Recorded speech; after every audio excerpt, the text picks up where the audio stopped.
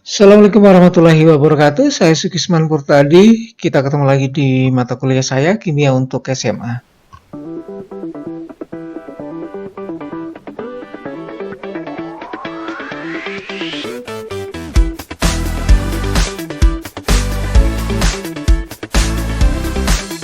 Kali ini saya akan membahas atau kita akan mendiskusikan tentang sifat koligatif larutan dan bagaimana cara membelajarkannya pada siswa SMA.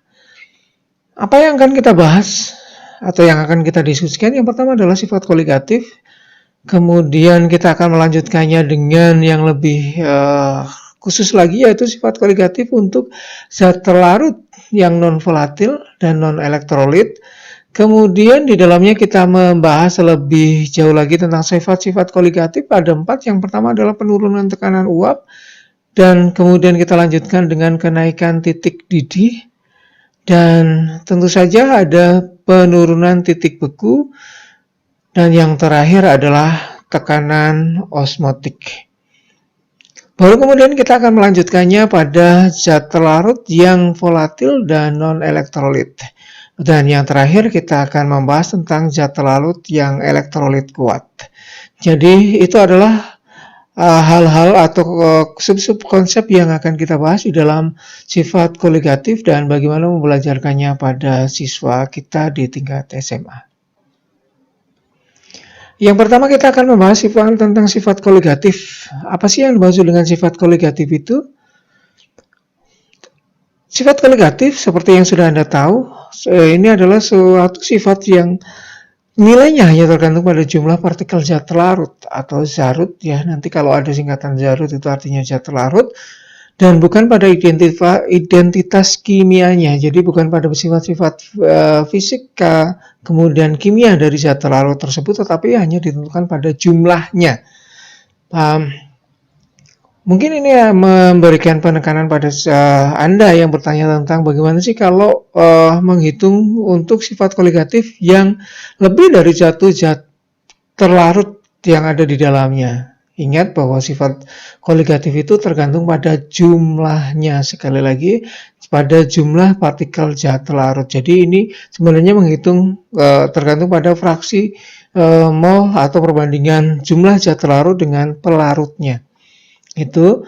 Dan saya menyinggung sedikit tentang fraksi mol tadi. Oleh karena itu sebelum kita menjelaskan tentang sifat-sifat koligatif, kita sudah membicarakan tentang campuran yang lebih khusus adalah larutan, dan ada beberapa sifat dari larutan yang memiliki kekhasan tersendiri, dan kemudian hitungan-hitungan yang berkaitan dengan larutan seperti misalnya fraksi molnya, atau karena ini adalah campuran maka ada fraksi molnya, kemudian bagian per juta ppc atau ppm, kemudian kita juga menghitung molnya. Setelah molnya adalah molaritasnya, dan kita mengenalkan molalitas pada siswa kita. Jadi ada beberapa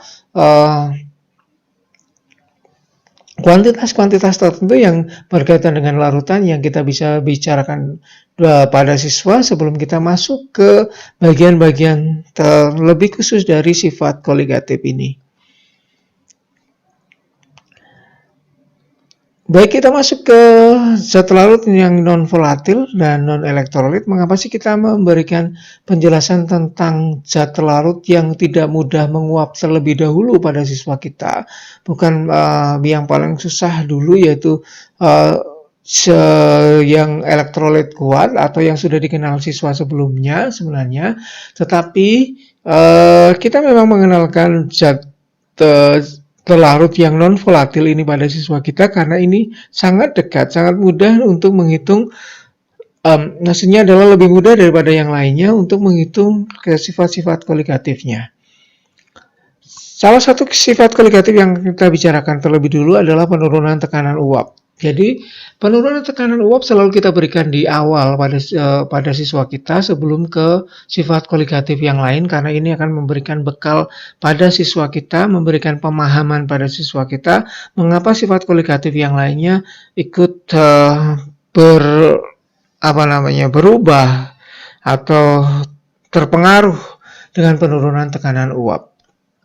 Mungkin bisa menjawab pertanyaan Anda mengapa menurun tekanan uap pada larutan. Jadi ada pertanyaan tentang mengapa sih kita atau bagaimana cara kita menjelaskan pada siswa kita bahwa di dalam larutan terjadi penurunan tekanan uap. Kita bisa memberikan beberapa alasan atau logika pada siswa kita. Yang pertama adalah mungkin bisa diperhatikan gambar berikut. Kalau kita langsung berikan pada siswa kita, mungkin ini siswa akan bingung, ini maksudnya apa? Jadi kalau kita punya sebuah pelarut murni di dalam wadah yang tertutup, kita masukkan pelarut ke di dalam wadah tertutup begitu saja, kemudian kita akan membiarkannya. Kalau kita bisa melihat partikel dari pelarut yang volatil ini, yang mudah menguap, tidak harus sangat mudah menguap, tetapi dia bisa menguap seperti ini, maka akan terjadi penguapan seperti ini. Mengapa? Karena entropi dari gas itu, Anda sudah sangat mengetahuinya di termokimia, bahwa entropi gas itu lebih besar daripada zat cair. Nah, di dalam proses ini mereka akan menyamakannya dan terjadi penguapan sehingga prosesnya adalah dari larut, maaf, saya selalu menyebut larutan. Maksudnya adalah pelarut di sini karena ini adalah pelarut murni. Pelarut partikelnya, pelarut yang mudah menguap ini akan menguap. Kemudian uap ini sebagian besarnya, sebagiannya akan masuk lagi menjadi zat cairnya. Jadi ada proses penguapan dan ada proses pengembunan. Demikian terus sehingga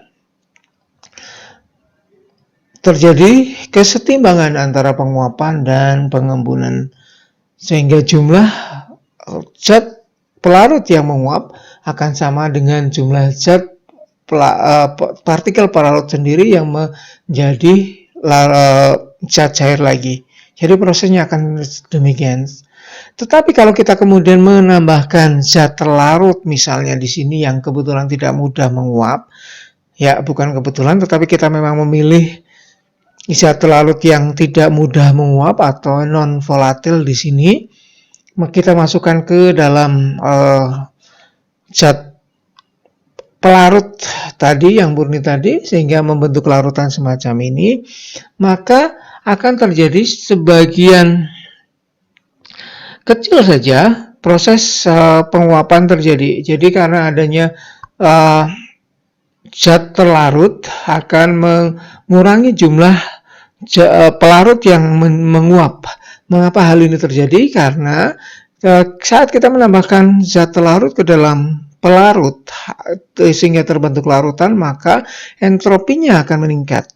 Karena entropinya meningkat di sini, maka jumlah pelarut yang keluar atau yang menguap akan menjadi lebih kecil karena dia tidak terlalu banyak harus mencapai entropi yang sama dengan bagian gasnya atau bagian uapnya. Sehingga pada awalnya jumlah yang menguap akan berkurang, sementara jumlah yang mengembun sama dengan yang tadi pelarut murninya sesaat setelah kita menambahkannya. Proses ini akan terus menerus sehingga terbentuk kesetimbangan baru, sehingga jumlah yang menguap, pelarut yang menguap dan jumlah pelarut yang mengembun itu akan menjadi sama. Prosesnya kesetimbangannya akan seperti ini sehingga kita bisa melihat bahwa tekanan uapnya akan menurun karena jumlah pelarut yang menguap juga akan berkurang. Itu mengapa di dalam larutan tekanan uapnya lebih kecil daripada tekanan pelarut murninya. Agak sedikit belibet karena harus memikirkan pelarutan, pelarut murni dan sebagainya. Nah, kita punya kuantitatif dari bagaimana kita menghitung tekanan uap pelarutnya. Di hukum Raoul ini disampaikan bahwa ternyata dari penyelidikan tekanan pelarut itu sama dengan fraksi pelarut dikalikan dengan tekanan uap murninya. Jadi dikalikan dengan tekanan uap murninya ini karena jumlah pelarutnya berkurang, kita bisa melihat dari jumlah fraksi mol dari pelarutnya. Kalau pelarut murni berarti fraksi molnya menjadi 1, ya hanya jumlah besarnya adalah 1. Sementara kalau dia larutan, maka fraksi mol dari pelarut akan kurang dari 1. Oleh karena itu, maka dikalikan dengan tekanan uap murninya, maka P pelarut atau tekanan uap pelarut pada larutan dia akan menjadi lebih berkurang. Anda bisa mendapatkan beberapa alasan mengapa terjadi penurunan tekanan uap di sini.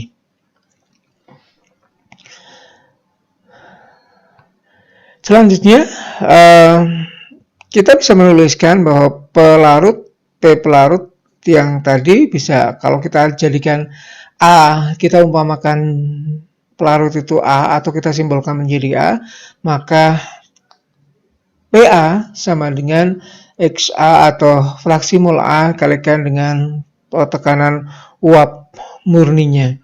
Nah, kalau kita punya grafik semacam ini, kalau kita punya grafik yang ke atas ini adalah tekanan, kemudian yang ke kanan adalah fraksinya, fraksi molnya, maka kita punya hubungan antara tekanan dengan tekanan dari A atau pelarut itu dengan fraksinya, bahwa semakin menurun fraksinya A, juga tekanan uapnya akan menurun seperti ini.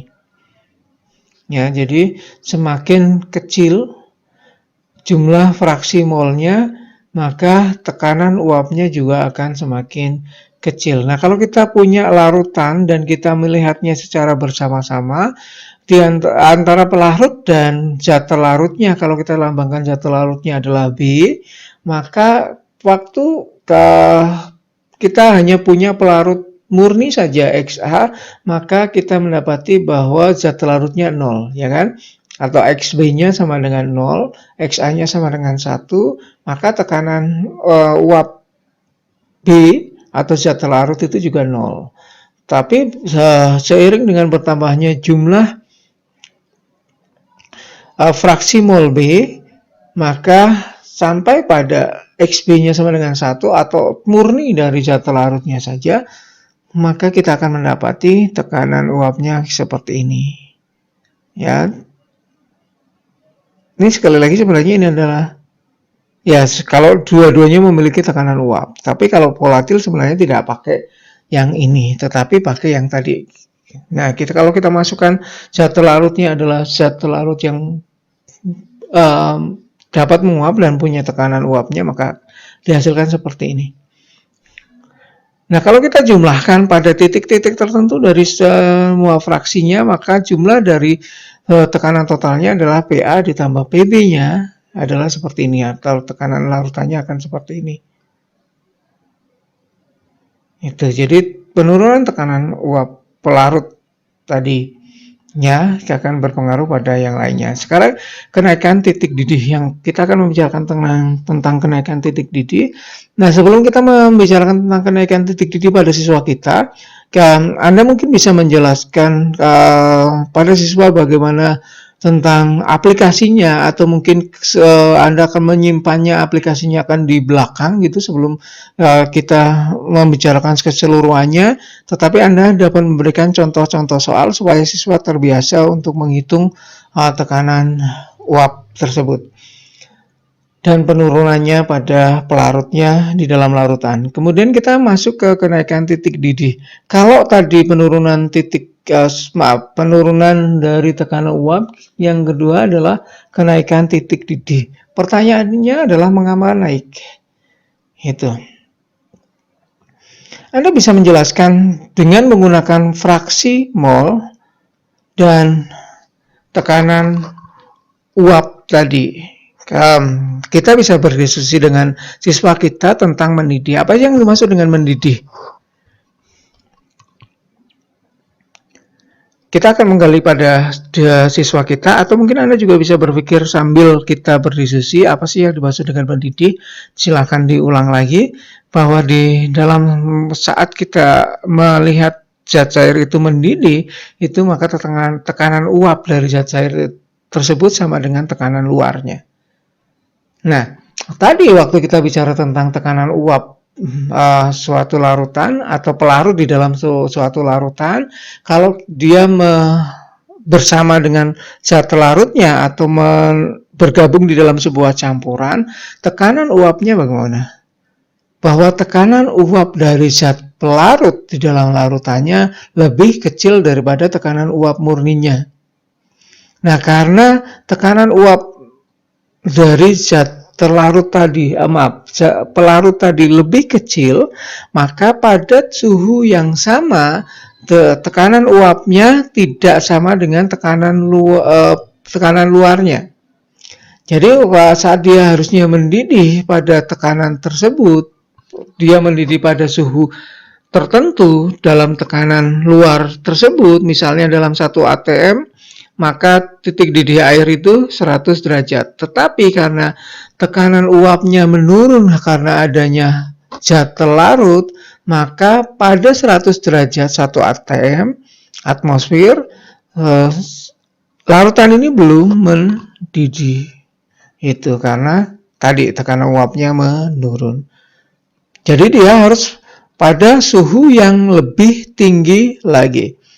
Itu mengapa suatu larutan itu memiliki titik didih yang lebih tinggi daripada pelarut murninya. Kalau Anda mau menjelaskan dengan menggunakan grafik semacam ini atau grafiknya Clapeyron, Anda bisa memberikan pada siswa kita bahwa di suatu suhu tertentu dengan tekanan tertentu, ternyata grafiknya bukan grafik lurus satu saja, tetapi kita punya hubungan antara suhu, tekanan, dan fasanya, yaitu pada daerah yang hijau itu, kalau suhu dan tekanan berada pada titik yang jatuhnya di daerah hijau, dia akan menjadi kita akan melihat bahwa fasanya adalah fasa cair. Kemudian kalau pada bagian yang oranye, tekanan dan suhunya pada bagian yang di oranye, kalau kita meletakkan grafik, kita menempelkan grafik, kemudian kita menentukan titik tekanannya berapa dan suhunya berapa, dan ternyata titik koordinatnya itu jatuh pada bagian yang bidang yang oranye atau kuning di sini, maka kita akan mendapati fasanya adalah fasa padat. Kemudian bagian yang biru ini adalah bagian yang berupa gas. Nah, pada tekanan 1 atmosfer kita akan mendapati bahwa kalau ini adalah grafik dari air, grafik untuk setiap pelarut akan berbeda-beda ya. Bisa ditentukan dengan menggunakan eksperimen, dan kita untuk air di sini kita akan mendapati bahwa di dalam 1 atmosfer ternyata di suhu tertentu di sini kita mendapati fasa padat. Pada titik di situ air mulai memadat atau membeku. Ini adalah titik beku. Kita sebut sebagai titik beku air pada 1 atmosfer. Ini contohnya ya. Jadi kalau kita punya tekanan 1 atmosfer di situ, kita tarik ke bawah ini, kita akan mendapati suhu yang disebut sebagai suhu beku, titik beku dari air. Nah, sementara pada bagian yang kanan, di 1 atmosfer, titik yang berpotongan dengan 1 atmosfer dengan fasa cair dan gas di sana, kita akan mendapati titik yang disebut sebagai titik didih, di mana cair mulai menjadi gas atau air mulai menjadi uap air di sini.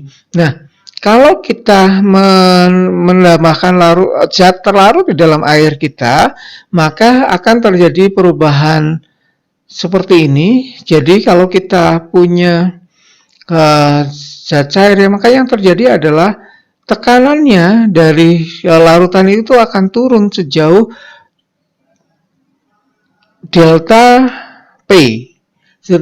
Sejauh delta P ini. seperti yang sudah dihitungkan tadi, berapa jumlah fraksinya, maka kita akan mendapati DP-nya atau delta P-nya dihitung dengan fraksi zat larut dikalikan dengan atau fraksi dari pelarutnya, fraksi mol pelarut dikalikan dengan tekanan uap murni dari pelarut tersebut.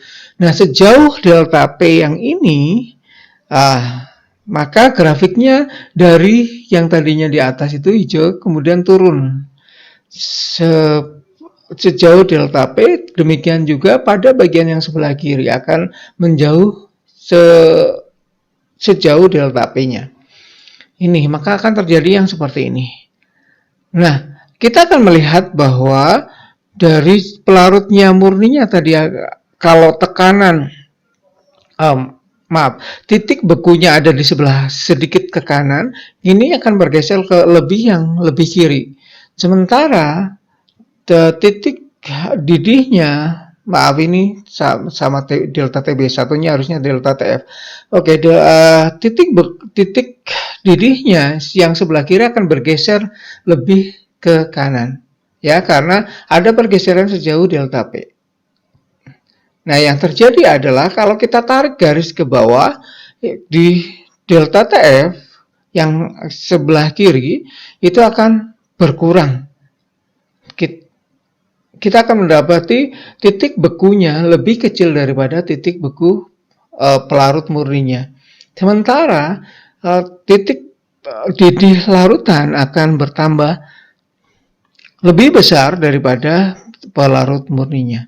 Ini yang terjadi kalau kita menambahkan zat terlarut di dalam larutan. Nah, kita bisa menunjukkannya dengan menggunakan grafik ini. Jadi prosesnya ini seperti ini. Ya, jadi kita akan mendapati titik-titiknya bergeser pada 1 atmosfer itu. Jadi seharusnya 1 atmosfer itu sudah mendidih, ternyata dia harus menggeser sejauh delta TB, atau pada atmosfer tertentu sebenarnya dia belum membeku, tetapi dia membeku pada suhu yang lebih rendah daripada zat pelarut murninya. Seperti itu kalau kita menghubungkan antara titik beku dan tekanan uapnya. Kita akan beralih ke kuantitatifnya. Bagaimana kita akan melakukan hitungannya?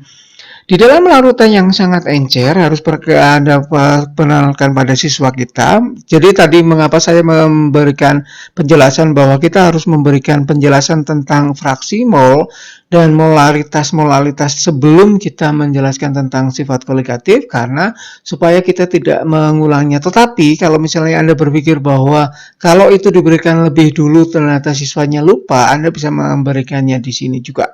Tidak apa-apa, tergantung bagaimana Anda melihat potensi dari siswanya, mana yang lebih mudah diterima oleh siswa. Nah, ternyata dari berbagai macam penelitian, dari dalam larutan yang encer, fraksi mol zat larut sebanding dengan molalitasnya. Jadi kalau tadi tekanan uap itu pakai fraksi, sebenarnya di sini juga pakai fraksi, akan tetapi kita lebih mudah menggunakan molalitas.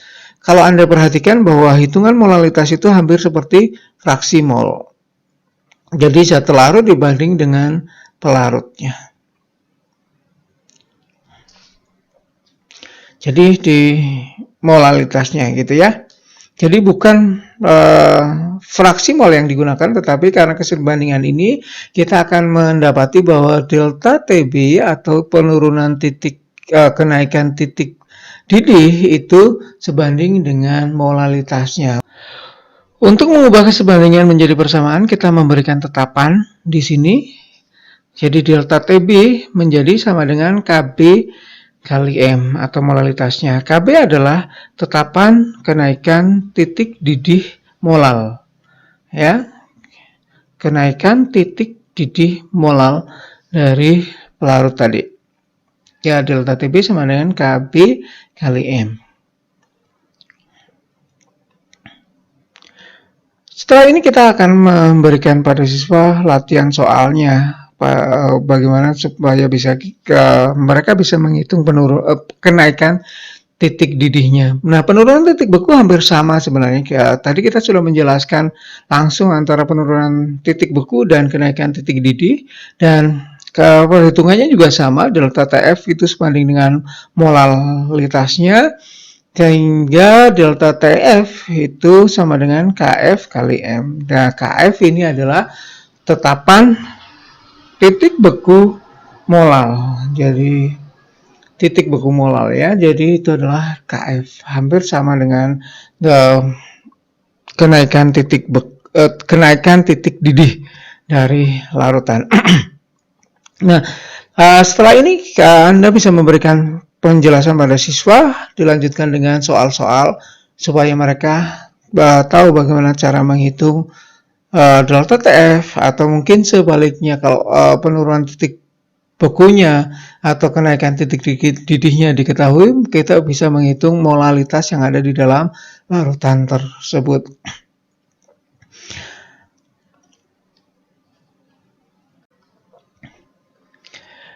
Yang terakhir adalah tekanan osmotik.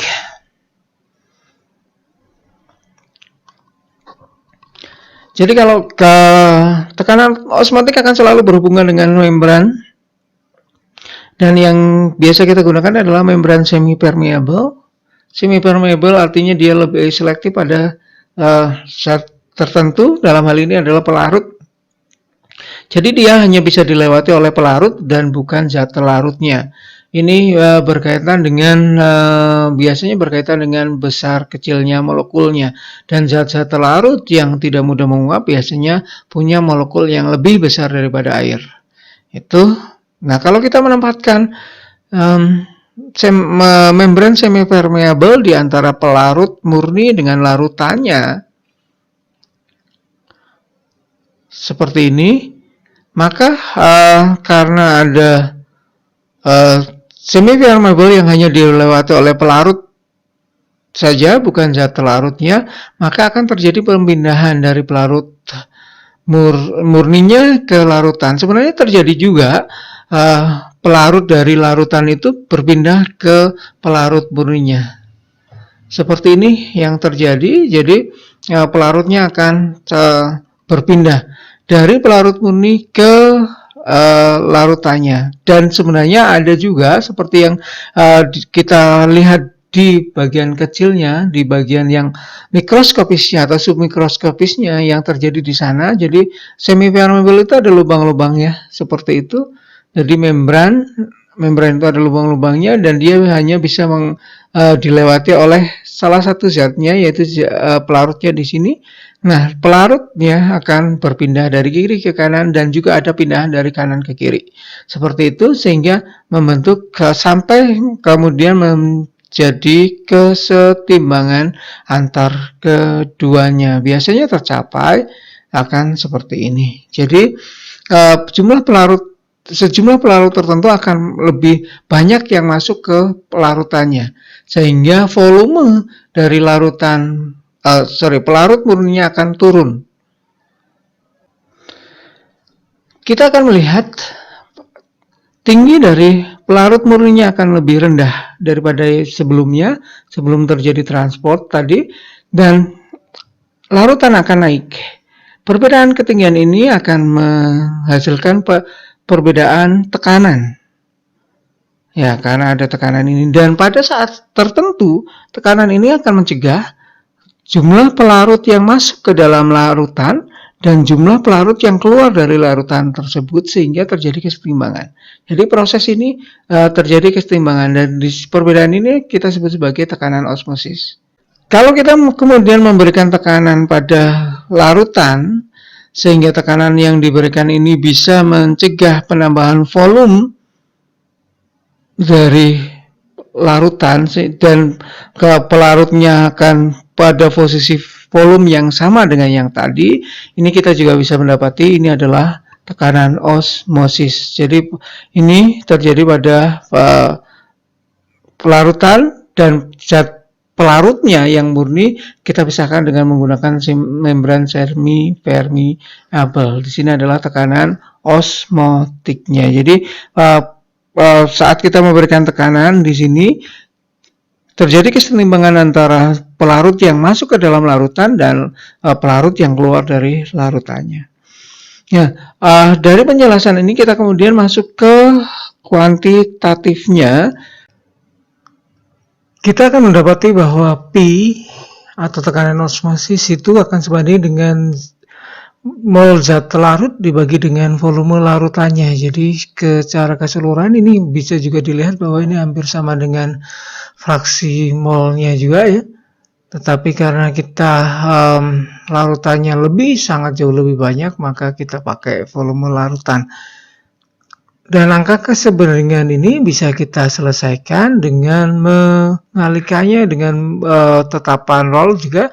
Jadi P sama dengan N zat larut dibagi dengan V larutan kali dengan tetapan konstanta gas R dikalikan dengan suhu dalam Kelvin. Jadi kesebandingannya dikalikan dengan itu dan kita akan mendapati persamaan ini sama dengan Pi sama dengan M kali R kali T. Atau mungkin Anda bisa juga melihat bahwa ini sama dengan tekanan gas ideal. P kali V sama dengan N kali R kali T ya. Jadi seperti itu. Saat kita membicarakan tentang sifat-sifat koligatif tadi, kita sebenarnya membicarakan sifat-sifat untuk yang larutan yang ideal. Sekali lagi ini adalah larutan-larutan yang ideal. Kita lanjutkan terlebih dulu sebentar untuk zat larut yang volatil yang non elektrolit.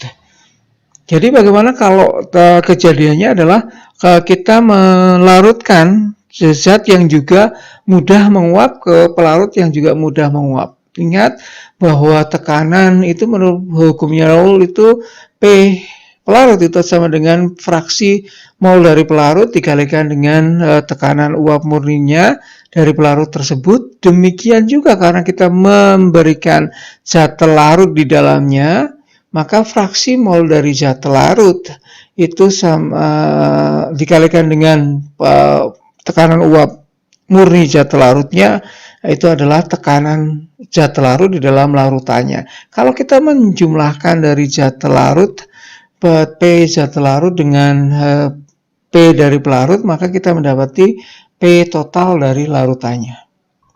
Ini yang kita tidak mendapati kalau pelarut zat larutnya adalah non volatil. Jadi ini hanya terjadi kalau zat larutnya pada zat larut yang juga mudah menguap. Gitu. Biasanya adalah zat-zat yang seperti ya biasanya dalam bentuk zat cair. Itu ya. Jadi mereka mudah menguap. Kemudian bagaimana dengan zat larut yang elektrolit kuat? Jadi dalam penyelidikan yang dilakukan oleh ilmuwan itu ternyata ada perbedaan antara nilai hitungan dan yang diukur. Nah, kemudian salah satu ilmuwan menyampaikan faktor yang bisa digunakan untuk memperbaiki supaya apa yang dihitung sama dengan yang terukur, yang disebut sebagai faktor Van Hoff yang dilambangkan dengan I, yaitu delta TF atau yang terukur delta TF yang misalnya adalah titik beku gitu ya misalnya, maka titik beku, perubahan titik beku yang terukur dibagi dengan delta TF yang dihitung atau yang diinginkan, diharapkan itu adalah I-nya. Ini adalah faktor Van Hoff. Nah, berkaitan dengan teorinya Arrhenius, kita sudah membicarakan Arrhenius ini adalah faktor Van Hoff. Berkaitan dengan teorinya Arrhenius, kita sudah membicarakannya di asam kemarin.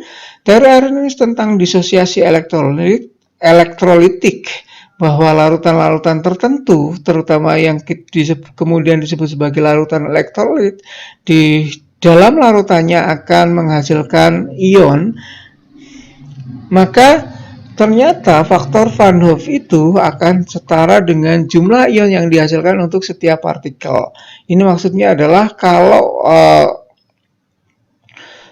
zat larutnya adalah elektrolit kuat, misalnya adalah NaCl, maka dari satu NaCl sebenarnya agak susah untuk menemukan satu NaCl, tetapi anggap saja ada satu NaCl, maka dia akan mengion, terdisosiasi menjadi ionnya Na plus dan Cl min. Maka kita menemui bahwa satu partikel NaCl akan berubah menjadi dua partikel ion, yaitu Na dan Cl. Nah, faktor Van Hoff itu hampir setara dengan penguraian atau disosiasi elektrolit ini.